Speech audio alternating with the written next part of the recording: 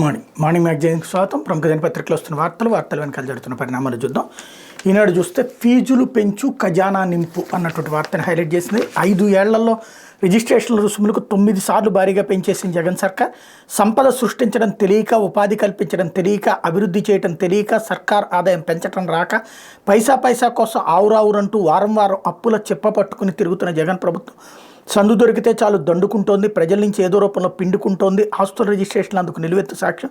బయట మార్కెట్ విలువ కంటే ప్రభుత్వ రిజిస్ట్రేషన్ విలువ ఎక్కువ ఉండేలా కొన్ని చోట్ల ధరల్ని సవరించారంటేనే అర్థం చేసుకోవచ్చు జగనన్న సర్కార్ నిర్వాకాలని అన్నటువంటి వార్తను రాసుకొచ్చింది. ఓవరాల్గా రోజు ఉదయాన్నే ఒక విషగుళికతో కూడినటువంటి వార్తలతో రాసుకొచ్చేటటువంటి క్రమం. ఈ మాట అనగానే మనకు వెంటనే జగన్మోహన్ రెడ్డి సూట్ కేసు తీసుకుని వచ్చేస్తుంటాడు. అసలు పాయింట్ ఏంటంటే, చంద్రబాబు గారి టైంలో కూడా ఇట్లాగే రిజిస్ట్రేషన్ వాల్యూలు పెంచినప్పుడు ఏమని చెప్పారు? ఒరిజినల్ వాల్యూ పెరిగినప్పుడే అక్కడ రిజిస్ట్రేషన్ వాల్యూ పెంచుతుంటాం. మార్కెట్ వాల్యూలు పెరిగినాయి. వాస్తవంగా రిజిస్ట్రేషన్ వాల్యూ ఎందుకు పెంచుతారంటే ఆ ఏరియా మార్కెట్ విలువ పెరిగినట్టు. మనం బ్యాంకులో లోన్ పెట్టుకున్నప్పుడు ఫస్ట్ వాడు చూసేది రిజిస్ట్రేషన్ వాల్యూ. మన దగ్గర 10 లక్షల రూపాయలు దానికి కనుక, ఇప్పుడు వీళ్ళు చెప్పినట్టు ఒకవేళ నిజమే అనుకుందాం, 10 లక్షల రూపాయలు ఉన్నటువంటి భూమి వాల్యూ, రిజిస్ట్రేషన్ వాల్యూ 15 లక్షలు అంటే లోన్ 15 లక్షలకి ఇస్తాడు. అప్పుడు నిజంగా అసలు అలాగే తగ్గుతుందా? అలా పెంచుతారా అంటే 100కి 95% ఉండదు. ఒక 5% ఎక్కడన్నా ఉండొచ్చు, మనకు తెలియని కూడా ఉండొచ్చు. బట్ 100కి 95% అయితే మార్కెట్ విలువ కంటే కూడా, అంటే మార్కెట్ విలువ ₹1 కోటి ఉంటే రిజిస్ట్రేషన్ వాల్యూ 25-30 లక్షలే ఉంటుంది. ఇది మనకి జగం ఎరిగిన సత్యం. కాకపోతే జగన్ ఎరిగినటువంటి సత్యం అన్నటువంటి కోణంలో దాన్ని డిఫరెంట్ ఆస్పెక్ట్లో రాసుకొస్తుంది. కాకపోతే ఒక పదజాలాల పదడాంబికము, పదగాంభీర్యం చాలా అద్భుతమైనటువంటిది. ఒక రకంగా ఇలా పేపర్ చదవగానే ప్రభుత్వాన్ని అర్జెంటుగా దించేయాలన్నటువంటి కసి జనంలో వచ్చేటటువంటి విషయంలో స్ట్రాటజిక్గా ముందుకెళ్తుంది ఈనాడని చెప్పడంలో అతిశయక్తి ఏం లేదు. దానికి సాక్ష్యం ఈ స్టోరీ. ఇకపోతే సరళమైన భాషలో తీర్పులు ఇవ్వాలి. చివరి వ్యక్తికి తలుపులు తెరిచి ఉంచాలి. సుప్రీంకోర్టు వజ్రోత్సవాల ప్రారంభ కార్యక్రమం ప్రధాని నరేంద్ర మోడీ. వాయిదాల సంస్కృతిని వేడాలి, సెలవులపైన ఆలోచించాలి. సీజే జస్టిస్ డివై చంద్రచూడ్ పిలుపు. ఈ ధైర్యం ఎవరూ చేయలేదనుకుంటే ఇంతవరకు ఏ ప్రధానమంత్రి కూడా. వాయిదాలు తగ్గించండి ఆయన. ఏళ్ల తరబడి దశాబ్దాలు వాయిదాలు పడుతూనే ఉంటాయి. రెండవది సెలవులు, జడ్జిల సెలవులు స్కూల్ పిల్లల సెలవుల కంటే ఎక్కువ ఉన్నాయి. ఒక ప్రైవేట్ కార్పొరేట్ స్కూల్ పిల్లవాళ్ళ కంటే కూడా జడ్జిల సెలవులు ఎక్కువ ఉన్నాయి. ప్రభుత్వ పాఠశాలల కంటే కూడా జడ్జిల సెలవులు ఎక్కువ ఉంటాయి. దాన్నే ఇక్కడ ప్రధానంగా నరేంద్ర మోడీ ప్రస్తావించారు. అది వాళ్ళ చేతుల్లో ఉంది, దానికి ఎవ్వరూ చెప్పక్కర్లేదు. అందరూ చదువుకున్నటువంటి వాళ్ళే. మరి చేస్తారా లేదో చూడాలి. లేకపోతే వైకాపాను ఓడించేందుకు ప్రజలు సిద్ధం. ఎన్నికలు రాకముందే యుద్ధరంగం నుంచి జగన్ పారిపోయారు. పులివెందులో గెలిచి చూపాలి. జగన్ రెడ్డి అర్జునుడు కాదు భస్మాసురుడు. నమ్మి ఓట్లేసిన ప్రజల నెత్తిపైన చేతులు పెట్టారు. నెల్లూరు, పత్తికొండ కదలేరా సభల్లో చంద్రబాబు అంటూ సీఎం జగన్ విశాఖలో సిద్ధం పేరుతో బహిరంగ సభ నిర్వహించారు. కానీ వైకాపాను ఓడించడానికి ప్రజలు సిద్ధంగా ఉన్నారని తెలుగుదేశం పార్టీ అధినేత చంద్రబాబు పేర్కొన్నారు. ఆదివారం నెల్లూరు గ్రామీణ పరిధిలోని వేణుగోపాల స్వామి కళాశాల మైదానంలో, అనంతరం కర్నూలు జిల్లా పత్తికొండలో నిర్వహించిన కదలరా బహిరంగ సభలో ఆయన మాట్లాడారు. జగన్ వల్ల సమాజంలో ప్రతి ఒక్కరు బాధితులుగా మారారు. పలువురిపై తప్పుడు కేసులు పెట్టారు. అందుకే జగన్ ఓడించడానికి అన్ని ఊళ్ళ ప్రజలు సిద్ధంగా ఉన్నారు. సీఎంని ఇంటికి పంపడానికి, అన్నదాతలు తరిమికొట్టడానికి, తెలుగు తమ్ముళ్ళు వైకాపా జెండా పాతిపెట్టడానికి బడుగు బలైన వర్గాలు సిద్ధంగా ఉన్నారు. సీఎం అహంకారాన్ని దించడానికి ప్రభుత్వ ఉద్యోగులు వైకాపా వాళ్లే వారి జెండా పీకేయడానికి సిద్ధంగా ఉన్నారన్నటువంటి వార్తని ఇక్కడ ప్రధానంగా హైలైట్ చేశారు. అయితే నేను దళితుడిని కాబట్టే మార్చారు. ఎస్సీ ఎమ్మెల్యేలు అంటే గొర్రెల కాపర్లు అనుకుంటున్నారు. పెద్దిరెడ్డికి అసలు వ్యక్తిత్వం ఉందా? నా నియోజకవర్గ ఆత్మీయ సదస్సు పెట్టారు కదా, మరి చెవిరెడ్డి, కరుణాకర్ రెడ్డి, రోజారెడ్డి, మధుసూదన్ రెడ్డిల నియోజకవర్గాల్లోనే ఇలాంటి సదస్సులు పెట్టే ధైర్యం ఉందా? స్కూటర్పై తిరిగిన ఆయన ఈ స్థాయికి ఎలా వచ్చారు? సచివేడు ఎమ్మెల్యే ఆదిమూలం స్టేట్మెంటు. కుమారుడు సుమన్తో కలిసి నన్ను విలేకరులతో మాట్లాడారు. వాస్తవంగా తనకి పార్లమెంట్ సీట్ ఇచ్చారు. అక్కడ సాధారణంగా ఎవరైనా అసెంబ్లీ నుంచి పార్లమెంట్కి వెళ్ళడం ప్రమోషన్ అంటారు. ఈయన అది పనిష్మెంట్ అని ఫీల్ అవుతూ వచ్చారు. సేమ్ టైం మేబీ తెలుగుదేశం పార్టీలోకి చేరతారన్నటువంటి ప్రచారం జరుగుతుంది. కాంగ్రెస్ పార్టీ వైపు కూడా అవకాశాలు వచ్చినాయని, అందుకనే అటు వెళ్ళడం కోసం మొన్నదాకా ఎంపీకి రెడీ అయ్యారు. కానీ చివరిలో ఇప్పుడు ఎంపీ సీటు వద్దు అనుకుంటున్నారు. సచివేడికే ఎమ్మెల్యేకి తెలుగుదేశం స్థానంలో, కాంగ్రెస్ వైపు అయితే ఆటోమేటిక్గా ఛాన్స్ ఉంటుంది. మరి తెలుగుదేశం వైపు నుంచి చేయడానికి సిద్ధపడుతున్నారు. ఎందుకంటే వాళ్ళకి అక్కడ సరైనటువంటి క్యాండిడేట్ లేరు కాబట్టి ఆ నేపథ్యంలో రూటు మార్చినట్టు కనబడుతోంది. లేకపోతే తప్పుల తడకగా లక్కనపల్లె ఓటర్ల జాబితా అంటూ తమిళ కన్నడ హిందీ భాషల్లో పేర్లు. చిత్తూరు జిల్లా బైరెడ్డిపల్లి మండలం లక్కనపల్లి పంచాయతీ 118వ పోలింగ్ కేంద్రానికి సంబంధించిన తుది ఓటర్ల జాబితా లెక్కకు మిక్కిలి తప్పులు కనిపిస్తున్నాయి. ఈ కేంద్రంలో 1187 మంది ఓటర్లు ఉన్నారు. తెలుగులో ఉండాల్సిన ఓటర్ల పేర్లు తమిళ కన్నడ హిందీ భాషలో ముద్రించారు. శాశ్వతంగా వలస వెళ్ళిన వారికి స్థానికేతరులకు ఓటు హక్కు కల్పించారు. స్థానికంగా ఉంటున్న వారిలో కొందరిని తొలగించారు. మృతి చెందిన వారిని అట్లాగే ఉంచారు. పేరు ఒకరిది, ఫోటో మరొకరిది ఉన్నా సరి చేయలేదు.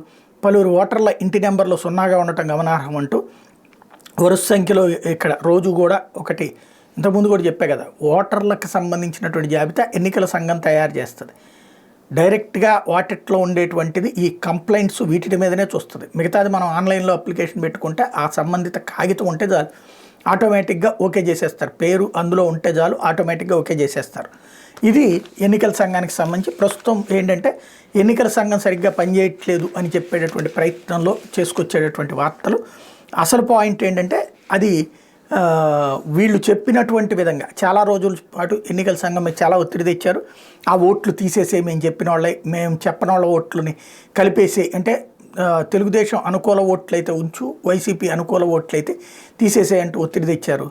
కాకపోతే అది ఎన్నికల సంఘం పట్టించుకోలేదు. వైసీపీ వాళ్ళు కంప్లైంట్ చేసిన మీద వాటి మీద యాక్షన్ తీసుకున్నారు. తెలుగుదేశం వాళ్ళు కంప్లైంట్ చేసిన దాని మీద యాక్షన్ తీసుకోలేదు. కాబట్టి ఈ రివర్స్ అన్నటువంటి కోణం కనబడుతోంది. లేకపోతే లబ్ధిదారుని చితకబాదిన వైకాపా నాయకుడు అంటూ ప్రభుత్వ సాయంతో నిర్మించుకున్న పక్కా గృహానికి బిల్లు మంజూరు చేయాలని అడిగినందుకు లబ్ధిదారుని వైకాపా నేత చితకబాదారు. వైఎస్ఆర్ జిల్లా బ్రహ్మంగారి మఠం మండలం రేకులకుంటలో సచివాలయ భవనం ప్రారంభోత్సవానికి ఆదివారం ఎమ్మెల్యే రఘురామరెడ్డి వచ్చారు. అదే గ్రామానికి చెందిన కోనపల్లి నరసప్పనాయుడు తనకు బిల్లు ఇప్పించాలని ఎమ్మెల్యేని కోరారు. బిల్లు ప్రస్తావన తెచ్చినందుకు ఆగ్రహించిన మండల ఉపాధ్యక్షురాలు సుభాష్ని భర్త రాజానాయుడు నరసప్పనాయుడుపై దాడికి దిగారు. బిల్లు అడుగుతావా అని కొట్టుకుంటూ కొంత దూరం వెళ్లారు. ఈ ఘటన చూసిన పలువురు ఏమిటి దుర్మార్గం అంటూ ఆవేదన వ్యక్తం చేశారు అన్నట్టు వార్తని హైలైట్ చేశారు. కాకపోతే బిల్లులు మంజూరు చేయాలంటూ వైకాపా నాయకుల నిరసన. నీళ్ల బిల్లులు వెంటనే మంజూరు చేయాలంటూ ప్రకాశం జిల్లా పెద్దారవీడి మండలంలోని హనుమాన్ జంక్షన్ కుంట వద్ద అమరావతి అనంతపురం జాతీయ రహదారిపై వైకాపా నాయకులు నిరసన వ్యక్తం చేశారు. వారు మాట్లాడుతూ అప్పులు తెచ్చి పెట్టుబడులు పెట్టి ప్రజలకు ట్యాంకర్లో నీళ్లు సరఫరా చేసిన 2 ఏళ్లు దాటిన నేటికి బిల్లులు మంజూరు కాలేదని ఆవేదన వ్యక్తం చేశారు. నిరసన తెలిపిన వారిలో పెదడోర్నాల మండలానికి చెందిన చెన్నా సత్యన్ రెడ్డి, పెద్దారవీడి మండలానికి చెందిన యారవ ప్రతాప్ రెడ్డి, యారవ మల్లికార్జున రెడ్డి, బలుసుపాటి రఘు, రాజయ్య తదితరులు ఉన్నారన్నటువంటి వార్తని హైలైట్ చేశారు. లేకపోతే సాక్షి పేదరికంపై గెలుపు అన్నటువంటి వార్తను హైలైట్ చేసిన రాష్ట్రంలో మెరుగుపడ్డ ప్రజల జీవన ప్రమాణాలు, పేదల ఆదాయాలు పెరగడంతో పాటు నాణ్యమైన విద్య, వైద్యం, పౌష్టికాహారం, గృహవసతి, తాగునీరు అన్నింటి మెరుగుదల, జీవన నాణ్యత పెరిగి పేదరికం తగ్గిందన్న నీతి ఆయోగ్ 2019-21లో 6.06%, 2022-23 నాటికి 4.19%, రాష్ట్రంలో 4 ఏళ్ల కాలంలో 1.87% తగ్గిన పేదరికం. ఇదే కాలంలో దేశ సగటు 14.96% నుంచి 11.28% తగ్గుదల. నవరత్నాల్లో వేగంగా సుస్థిర అభివృద్ధి లక్ష్యాల సాధన. డీబీటీ, నాన్ డీబీటీతో ఇప్పటి వరకు 4.21 లక్షల కోట్ల పేదలకు పేదరికంపై నీతి ఆయోగ్ నివేదికలు వెల్లడంటూ ఉండటానికి ఇల్లు, తినడానికి తిండి, కట్టుకోవడానికి బట్ట, ఈ 3 లేక ఇబ్బందులు పడే వారి పేదలన్నది ఒకప్పటి ప్రాతిపదిక. కానీ రోజులు మారే. ఈ 3 ఉండటమే కాదు, అవి నాణ్యంగా ఉండాలి, నిరంతరం కొనసాగాలి. అలా కొనసాగించడానికి అవసరమైన సదుపాయాలు వారికి అందుబాటులో రావాలి. అదిగో అప్పుడే వారు పేదరికం నుంచి బయటపడినట్టు. స్థూలంగా చెప్పాలంటే వీటన్నిటిని సాధించడానికి పేదల ఆదాయాలు పెరగాలి. అలా పెరగడంతో పాటు భవిష్యత్తుపై భరోసా ఉండేలా వారికి నాణ్యమైన విద్యా, వైద్యం అందాలి. గృహవసతితో పాటు తాగునీరు, పౌష్టికాహారం అందడం, మాతా శిశు మరణాలు తగ్గటం, ఇవన్నీ జరిగితే పేదరికం తగ్గినట్లే నీతి ఆయోగ్ స్పష్టం చేసింది. నాణ్యమైన విద్యా, వైద్యం అందితే పేదల జీవితాల్లో గణనీయమైన మార్పులు వస్తాయని పేర్కొంది. విశేషం ఏంటంటే నవరత్నాలతో పేదలకు అండగా నిలిచి ప్రత్యక్షంగా పరోక్షంగా 4.5 ఏళ్లలో ఏకంగా 4.21 లక్షల కోట్లను పేదలకు అందజేసిన ఆంధ్రప్రదేశ్ ప్రభుత్వం ఈ విషయంలో గణనీయమైన పురోగతి సాధించింది. ఇక్కడ పేదలు గడిచిన 4.5 ఏళ్లలో ఏకంగా 1.87% తగ్గారు. పేదరికం ఇప్పుడు 4.19% మాత్రమే పరిమితమైంది. ఇది కేంద్ర ప్రభుత్వ ఆధీనంలో నీతి ఆయోగ్ నివేదికలు వెల్లడించిన వాస్తవం.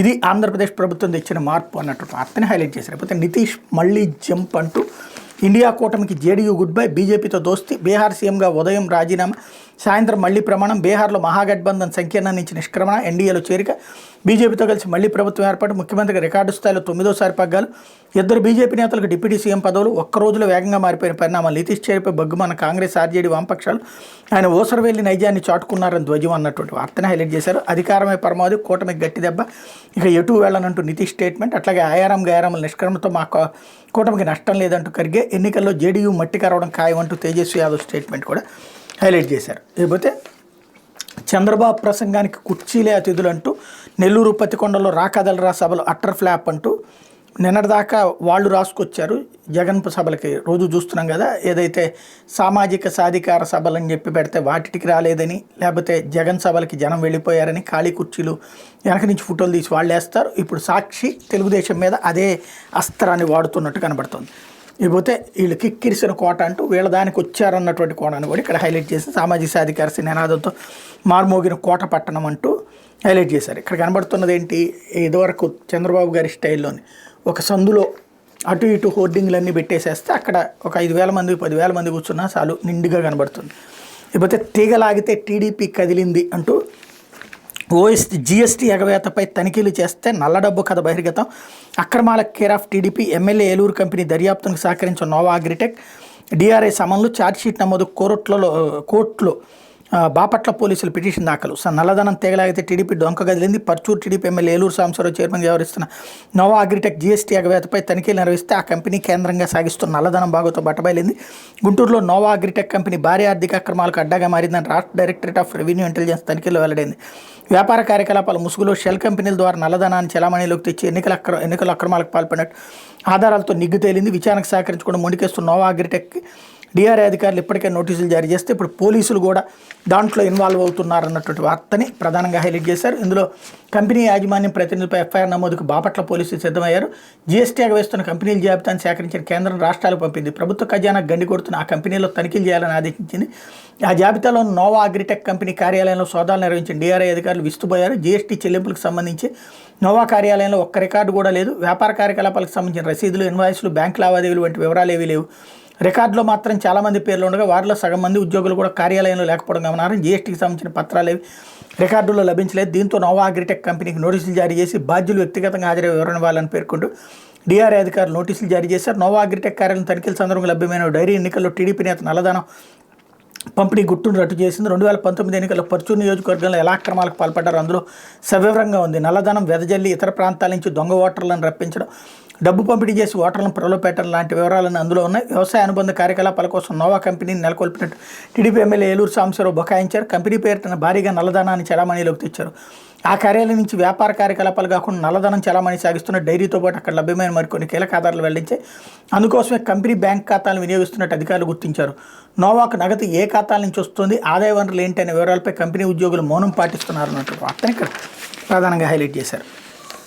ఇకపోతే దేశంలో అమరావతి అతిపెద్ద భూస్కామ్ అంటూ హైటెక్ సిటీ నిర్మాణంలోనూ ఇదే తరహా కుంభకోణం చేశారు. 3 రాజధానులకు ప్రధాన అడ్డంకి చంద్రబాబు. ఆయన ఓడిపోయి కక్షగట్టి రాష్ట్రాభివృద్ధికి కేసుల ద్వారా అడ్డుపడ్డారు. రైతుల నుంచి తీసుకున్న భూములన్నింటినీ ప్రభుత్వ పరం చేయాలి. భ్రమరావతి కథలో పుస్తకావిష్కరణ సభలో మేధావులు, సామాజికవేత్తలు డిమాండ్ చేశారన్నట్టు వార్తని హైలైట్ చేశారు. లేకపోతే నీటి వాటాలపైన అడ్డం తిరిగిన తెలంగాణ, కృష్ణా జిల్లాల్లో వాటాలు పంచుతూ 2015 జూలైలో కేంద్రం తాత్కాలిక సర్దుబాటు, బచావత వార్డు ఆధారంగా ఏపీకి 299 టీఎంసీలు కేటాయింపు. ఆ ఒప్పందంపై సంతకాలు చేసిన ఇరు రాష్ట్రాల ఉన్నతాధికారులు. అదే ప్రాతిపదికన ఇప్పటివరకు నీటి పంపిణీ, బ్రిజేష్ ట్రిబ్యునల్ అవార్డు వెలువడే వరకు పాత వాటాలే చెల్లుబాటు అవుతాయని కేంద్రం స్పష్టీకరణ. ఈ తాత్కాలిక సర్దుబాటుకు తాజాగా తెలంగాణను బ్రిజేష్ అవార్డు వచ్చినా మార్పులకు ఆస్కారం లేదంటూ నిపుణులు అన్నటువంటి వార్తని ఇక్కడ ప్రధానంగా హైలైట్ చేశారు. అలాగే ఇవాళ గుంటూరు జిల్లాలో బహిరంగ సభ రాకాదలిరా సభకు సంబంధించినటువంటి అడ్వర్టైజ్మెంట్లను హైలైట్ చేశారు. ఈనాడు ఆంధ్రజ్యోతికి ఫుల్ ప్లెడ్జెడ్గా ఈ విధంగా ఇన్కమ్ సమకూర్చి పెడుతున్నారు. క్విట్ ప్రోకో అనాలేమో దీన్ని. ఎందుకంటే ఈనాడు జ్యోతిల్లో ఈ యాడ్స్ పర్టికులర్గా ఎక్కడ తెలుగుదేశం సభలు ఉంటాయో అక్కడ యాడ్ ఇవ్వాలి.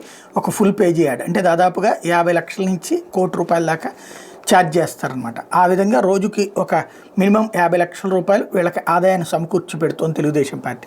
లేకపోతే ఆంధ్రజ్యోతి అవును వైసీపీ వాలంటీర్లే అంటూ ముసుగు తొలగించిన ముఖ్యమంత్రి తమ పార్టీ వారేనని అంగీకారం, పథకాల పంపిణీ పేరిట నియామకం, సొంత పార్టీ ప్రచారానికి వాడకం, నిత్యం జగన్ సేవలోని వాలంటీర్లు ఇప్పుడు మరింత విస్తృతంగా ప్రచారం, వైసీపీ గెలుపు కోసం వారితో పనులు, ఓటర్ల జాబితా ప్రక్రియలో జోక్యం, గ్రామ సచివాలయాల వేదికగా సభలు, పార్టీ సభలకు తరలుతున్న వాలంటీర్లు అంటూ సభలన్నింటిలో కూడా వాలంటీర్లు పనిచేస్తున్నారన్నటువంటి వార్తని జ్యోతి హైలైట్ చేసింది. లేకపోతే ఇచ్చిన ప్రతి మాట తప్పారు, జగన్ వైఎస్ వారసులు ఎలా అవుతారు, షర్మిల సూటి ప్రశ్న, వైసీపీని భుజాలపై మోసాను, 3200 కిలోమీటర్ల పాదయాత్ర చేశాను, ఎన్నికల్లో గెలిపించాను, అయినా కృతజ్ఞత లేదు, నా వ్యక్తిగత జీవితంపై రకరకాలుగా దాడులు, భయపడను, ఎన్ని నిందలేసినా ముందుకే, బీజేపీని వైఎస్ వ్యతిరేకిస్తే జగన్ అన్నేమో ఊడిగం, తిరుపతి అనంతలో పీసీసీ చీఫ్ విసురులు అన్నటువంటి వార్తను హైలైట్ చేసింది.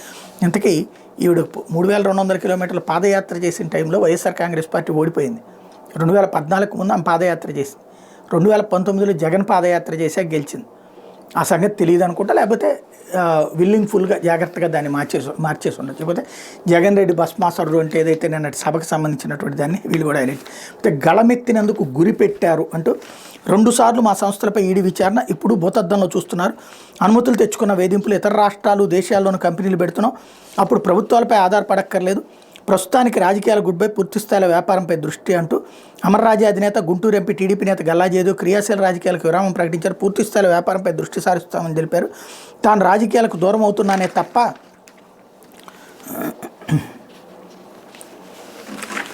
తెలుగుదేశం పార్టీకి రాజీనామా చేయడం లేదని స్పష్టం చేశారు. పాండవులు శ్రీరాముడు ఎలాగైతే అరణ్యవాసం చేసి తిరిగి బలంగా వెనక్కి వచ్చి పరిపాలించారో తాము కూడా అలాగే తిరిగి వచ్చి రాజకీయాల్లో రాణిస్తానని చెప్పారు. 10 ఏళ్ల రాజకీయ ప్రస్థానం అనంతరం రాజకీయ నాయకుడిగా కొనసాగాల, పారిశ్రామికవేత్తగా ఉండాలా అని ఎంచుకోవాల్సిన పరిస్థితి వస్తుందని ఊహించలేదని అన్నారు.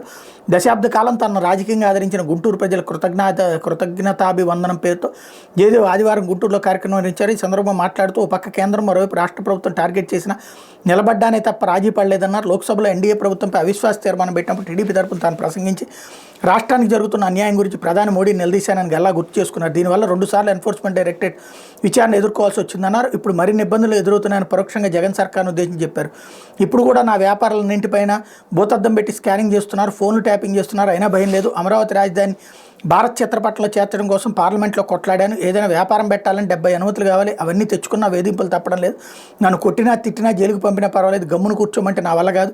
నాకు బలమైన నిజాయితీ, ఆర్థిక స్వాతంత్రం, సామర్థ్యాలు రాజకీయాల వల్ల బలహీనతగా మారుతున్నాయి. ఈ పరిస్థితుల్లో రాజకీయాలకు దూరంగా ఉండి కోర్టు కేసులు గెలిచి స్వచ్ఛంగా బయటకు రాగలమన్న నమ్మకం ఉందని చెప్పారు. 2024లో పోటీ చేయకూడదనే తన నిర్ణయానికి ప్రధాన కారణం ప్రజాగొంతుకగా ఉండలేకపోతున్నానన్న భావన ఏర్పడమేనని గల్లా తెలిపారు. అమర్రాజా టర్నోవర్ను వచ్చే 5 ఏళ్లలో 58,000 కోట్లకు తీసుకెళ్లాలని లక్ష్యంగా పెట్టుకున్నాం. అప్పుడు 25,000 మందికి ఉద్యోగాలు, రాష్ట్రానికి పన్నుల రూపంలో 5,000 కోట్లు, కేంద్రానికి 16,500 కోట్లు చెల్లించే స్థాయికి చేరుకుంటాం. తెలంగాణ, ఉత్తరాదితో పాటు పశ్చిమ దేశాల్లో కూడా కంపెనీలు స్థాపిస్తున్నాం. భవిష్యత్తులో కేంద్రం పైన, ఒక రాష్ట్రం పైన ఆధారపడకుండా ఉండాలనేది లక్ష్యం. 2 ఏళ్ల క్రితమే నా తండ్రి రిటైర్ అయ్యారు, నా పిల్లలు చిన్న వయసులోనే ఉన్నారు. ఈ పరిస్థితుల్లో బిజినెస్లపై దృష్టి పెట్టాలని నిర్ణయించుకున్నాను. ఈసారి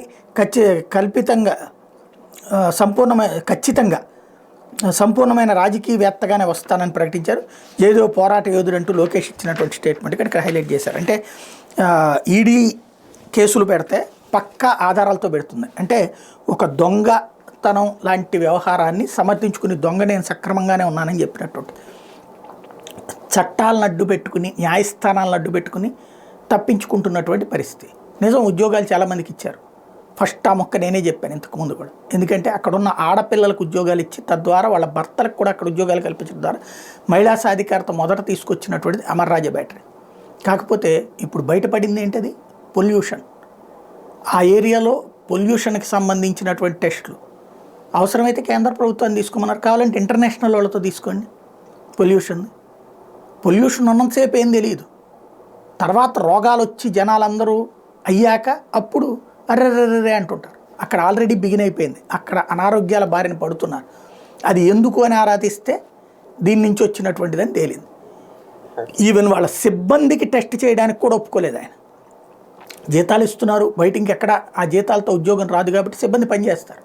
కానీ తర్వాత రేపు పొద్దున వాళ్ళకి ఒక 50, 45, 50 దాటిన తర్వాత వచ్చే తీవ్ర అనారోగ్యాలకి, వాళ్ళ జీవితాలకి అయ్యే ఖర్చులకి ఎవరు జవాబుదారీ అన్నదే తెలియదు. ఇంకొకటి, ఈయన హోదా గురించి మాట్లాడితే ఈడీ అయితే చంద్రబాబు మీద 1000 ఈడీ కేసులు పెట్టాలి. ఎందుకంటే ముందంతా ప్యాకేజీ కొప్పుకొని చివరిలో హోదా అని చెప్పేసి రచ్చ చేసి మోడీ సర్కార్ని మామూలుగా తిట్టారా? మరి జగన్మోహన్ రెడ్డి అధికారంలోకి వచ్చాక కనీసం ఒక 20 వ్యవహారాలకు సంబంధించి ఈడీకి, సిబిఐకి లేఖలు రాసుంటారు విత్ ఎవిడెన్స్, అమరావతి దగ్గర నుంచి అనేక ఇష్యూస్లో. మరి ఈడీ ఎందుకు జోక్యం చేసుకోలేదు అంటే రాజకీయ ఉద్దేశాలతో చేసుకోవట్లేదు. ఇక్కడ వచ్చేటప్పటికి మన దగ్గర ఏదో తేడా పెట్టుకుని ఎవరో బెదిరించేస్తున్నారని చెప్పడం అంటే కేజ్రీవాల్ కూడా మంచోడే, సిసోడియా కూడా మంచోడే.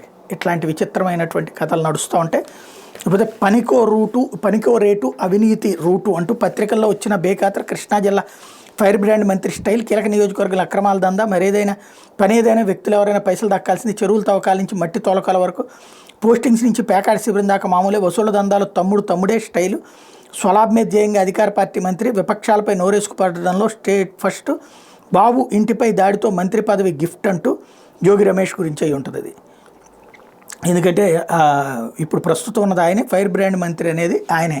జోగి రమేష్ గురించి రాసుకొచ్చినట్టున్న రోజుకు ఒక్కొక్క వైఎస్ఆర్ కాంగ్రెస్ పార్టీ నాయకులకు సంబంధించి ఎమ్మెల్యేకి సంబంధించి రాస్తున్నారు కదా, అందులో ఇది ఒక కీలకమైనటువంటి వార్త అయి ఉంటుంది. లేకపోతే బెజవాడలోనూ అదే దుస్థితి అంటూ ప్రాణాపాయంలో ఉన్నటువంటి వారికి, ప్రమాదాల బారిన పడిన వారికి సహాయక చర్యలు అందించడానికి యంత్రాంగానికి పరిధులు అడ్డొస్తున్నాయి. చివరికి చనిపోయిన వారి మృతదేహాలను తరలించడానికి లిమిట్స్, సాకులు చెప్తున్నారు. ప్రభుత్వ నిర్లక్ష్యం కారణంగా బాధితులు ఎంతటి బాధాకరమైన పరిస్థితులు ఎదుర్కొన్నారు చెప్పడానికి తాజాగా విజయవాడ పక్కనే కృష్ణానదిలో జరిగిన ప్రమాద ఘటన ఉదాహరణ. విజయవాడ పట్టమట ప్రాంతానికి చెందిన నడుపల్లి నాగసాయి కత్తికి ప్రశాంత్, గగన్ స్నేహితులతో కలిసి నడుచుకుంటూ కృష్ణానదిలోకి వెళ్లారు. అలా కొన్ని పాయలు దాటుకుంటూ వెళ్లారు. గుంటూరు జిల్లా తాడేపల్లి దగ్గర ఓ పాయలో ఈతకు దిగి మునిగిపోయారు. ఒడ్డున ఉన్న మరో స్నేహితుడు షారుఖ్ బంధువులకు సమాచారం ఇచ్చాడు. ముగ్గురు చిన్నారుల మృతదేహాలు మత్స్యకారులు గుర్తించగా వాటిని రోడ్డు మీదకి తీసుకురావడానికి మాత్రం గంటల సమయం పట్టింది. వాహనాలు వెళ్లే పరిస్థితి లేకపోవడంతో తల్లిదండ్రులు, బంధువులు ద్విచక్ర వాహనాలపై మృతదేహాలను సాయంత్రం 6:30 గంటల ప్రాంతంలో అంబులెన్స్ వెళ్ళగలిగిన ప్రాంతానికి సమీపంలోకి తీసుకొచ్చారు. అయినా అధికారులు అంబులెన్స్ ఏర్పాటు చేయలేదు. దీంతో కన్నబిడ్డలపోయిన దొక్కలోని బైకులపైన మృతదేహాలను తీసుకుని యనమలకుదురు రోడ్డు వరకు తీసుకొచ్చారు. అయినా అంబులెన్సులు రాలేదు. రాత్రి 9 గంటల వరకు ఎదురు చూశారు. ప్రమాదం జరిగిన ప్రాంతం గుంటూరు జిల్లాకు చెందింది కావడం తమ పరిధి కాదని విజయవాడ పోలీసులు పట్టించుకోలేదు. మృతదేహాలను తరలించేందుకు అంబులెన్స్ ఇవ్వకపోవడంతో ఆగ్రహానికి గురైన తల్లిదండ్రులు, బంధువులు పోలీసులతో వాగ్వివాదానికి దిగారు. తల్లిదండ్రులు ఆగ్రహించిన కాసేపటికి పోలీసులు అంబులెన్సులు రప్పించి మృతదేహాలను విజయవాడ ప్రభుత్వ ఆసుపత్రికి తరలించారన్నటువంటి వార్తని హైలైట్ చేశారు. లేకపోతే ఐఏఎస్ అధికారుల బదిలీల 21 మంది అన్నటువంటి వార్తను కూడా వీళ్ళు హైలైట్ చేశారు. ఇది దినపత్రికలో వచ్చిన వార్తలు వెనకాల జరుగుతున్న పరిణామాలు.